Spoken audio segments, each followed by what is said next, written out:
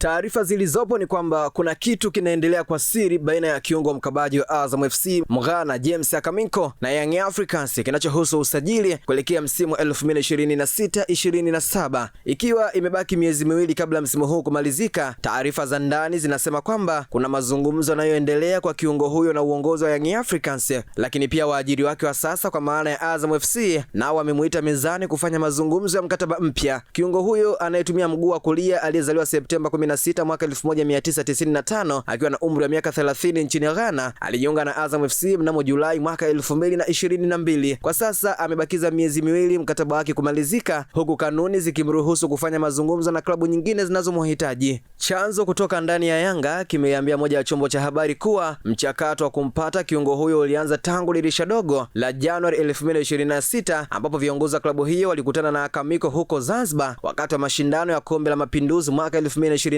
na akafanya mazungumzo ya awali. Lakini chanzo hicho kilisema mpango wa Yanga ni kumsajili katika dirisha kubwa baada ya kumaliza mkataba wake. Unajua, Akaminko na viongozi wa Yanga walikutana Zanzibar katika mashindano ya Kombe la Mapinduzi na hapo ndipo mazungumzo yalipoanza, kipindi ambacho alibakisha miezi 6 kwenye mkataba wake, na sasa wanaendelea vizuri, wapo hatua za mwisho. Hata hivyo, tumesikia Azam amemuita mezani kwa ajili ya kumwongezea mkataba baada ya kuona kuna klabu zingine zimeanza kumfuatilia kiungo huyo ambaye ni kama ameamua kuchagua kuondoka baada ya kukaa hapo kwa takriban miaka 4. Mwisho kunukuu. Endapo hilo likifanikiwa, Akaminko atakwenda kukutana na ushindani wa Duke Abuya, Azizi Andabwile na Mohamed Damaro aliyejiunga na klabu hiyo akitokea Singida Black Stars. Akaminko katika mechi 6 za hivi karibuni, 5 alizocheza kwa dakika 90 kila moja dhidi ya Simba Sports Club, Singida Black Stars, Young Africans, Dodoma Jiji na Mbeya City, alicheza kwa kiwango cha juu huku akiikosa mechi ya Mashujaa. Katika mechi hizo ameonyesha kutengeneza pacha nzuri na kiungo mwenzake wa kati Himidi Mao. Licha ya ulinzi, pia wanasaidia kutuliza timu, kucheza kwa utulivu na kusaka matokeo ya ushindi. Kiungo huyo mechi alizocheza matokeo yalikuwa Dodoma Jiji, Azam aliibuka na ushindi mabao 3-0, suluhu ya bila kufungana dhidi ya Young Africans, suluhu ya bila kufungana dhidi ya Simba Sports Club, sare ya bao 1-1 dhidi ya Singida Black Stars